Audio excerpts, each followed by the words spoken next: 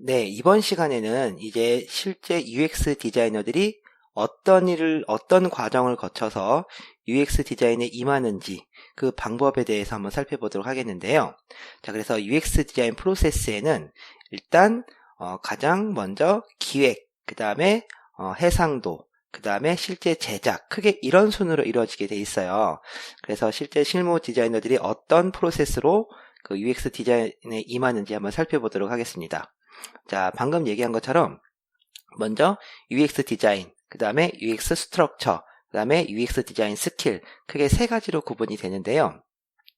먼저 첫 번째 단계에서는 자, 기존에 우리가 그래픽 디자인 또는 UI 디자인이라고 하면 어떤 클라이언트나 오너가 주는 그런 이제 컨텐츠를 가지고서 본인 의도대로 디자인을 하는 과정이었다면 UX 디자인은 어떻게 생각하면은 기획 단계부터 우리가 참여를 해서 우리가 내세우고 있는 기획에서 어떤 주제를, 어떤 태스크를 사용자한테 전달할 것이냐, 또 사용자는 우리 서비스에서 어떤 니즈를 받을 것이냐라는 것을 같이 고민하고 그에 맞게 설계를 하고 디자인을 하는 과정이에요.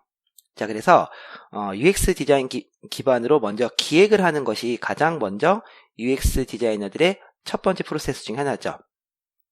자, 그 다음에 두 번째는 서비스의 구분 파악인데요.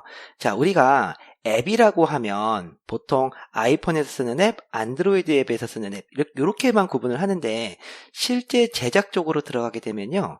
아주 수많은 프로세스들이 존재하게 되죠. 자, 예를 들어서 우리 서비스가 아이폰에서만 서비스할 건지, 안드로이드에서 서비스할 건지, 또는 아이폰과 안드로이드 같이 서비스할 건지, 또는 모바일 웹으로 만들 건지, 웹 서비스를 할 건지. 자, 우리 서비스 성격에 따라서 이런 구분을 먼저 설정하는 것도 굉장히 중요해요. 왜냐하면 이런 구분에 따라서 우리가 제작하는 방법이 달라지고 접근하는 방법이 달라지기 때문이죠. 그래서 이 서비스 구분의 파악은 다음 시간에 조금 더 살펴보도록 하고요. 자, 그 다음으로 중요한 게 이제 태스크 분석 및 사용자 분석이라는 게 있어요. 어떻게 보면 UX 디자이너한테 가장 중요한 어떤 능력 또는 프로세스 중에 하나인데, 자, 이제 태스크 분석. 자, 태스크라는 용어를 UX 디자이너들은 참 많이 써요. 쉽게 얘기해서 태스크라는 거는 우리 서비스가 가장 내세워야 될 목적, 가치를 뜻하는 거예요. 자, 예를 들어서 우리가 여러분들이 하루에 인스타그램이라든지 페이스북 같은 SNS를 하루에 몇 번 정도 들어갈까요? 보통 많게는 5번에서 10번, 20번, 굉장히 하루에 그런 SNS를 수시로 굉장히 많이 들어가잖아요. 자, 그러면 우리가 그런 서비스에 왜 들어가느냐? 즉, 제작자 입장에서는 사용자들이 이 서비스에 왜 들어올 수 있게 만드느냐?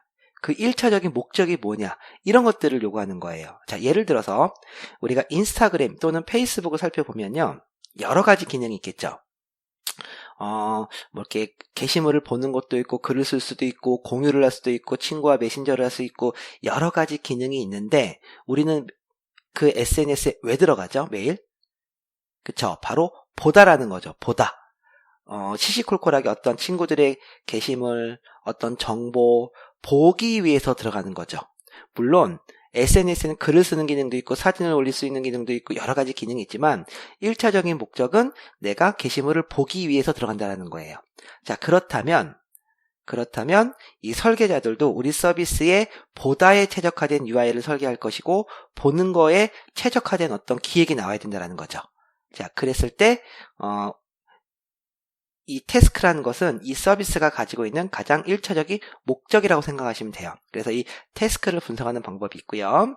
자, 그 다음에 이 태스크 분석이 끝났으면 디자인 리서치라는 하는 방법이 있어요. 자, 디자인 리서치라는 거는 이렇게 기획이 이루어지고 태스크 분석을 끝난 것을 어떻게 시각화시키는 작업이냐 라는 걸 나타내는 거죠. 자, 이 과정도 이 다음 시간에 좀 더 자세히 살펴보도록 할게요. 그래서 이런 과정을 거쳐서 우리가 UX 기획 쪽에 UX 디자이너들도 같이 참여가 이루어지는 것이고요. 자, 그 다음으로 이제 실제 제작 쪽으로 넘어가서 우리가 바로 엑셀이라든지 포토샵이라든지 이런 것들을 열어놓고서 바로 제작하는 것이 아니라 이제 우리가 제작하고자 하는 우리가 이 앞전에서 서비스 구분 파악을 했다면 우리 서비스에 맞는 해상도라든지 아니면 UI 설계 이런 것들이 들어가겠죠. 그쵸? 자, 그 다음에 유사 카테고리 분석. 유사 카테고리 분석은 내가 서비스하고자 하는 서비스와 관련 서비스 또는 경쟁 서비스를 분석하는 과정을 얘기를 하는 거예요. 그 다음에 거기서 분석된 결과를 가지고서 디자인 포지셔닝. 자, 이 디자인 포지션에서 우리 서비스의 디자인의 방향이 설정하게 되죠. 자, 이 과정도 우리 다음 시간에 살펴볼 거예요. 이 디자인 포지션에서 나온 결과를 가지고서 실제 앞으로 우리 디자인의 방향이 되는 무드보드와 디자인 리서치가 이루어지고요. 이 무드보드와 디자인 리서치가 끝난 다음에는 UI 설계가 들어가겠죠. 우리가 이제 실제로 스토리보드라고 하는 것들 있죠. 이렇게 설계가 들어가는 거고, 그 다음에 이 실제 제작에 앞서서 어떤 해상도로 작업할 것이냐라는 모바일 해상도 설정도 들어갈 거예요.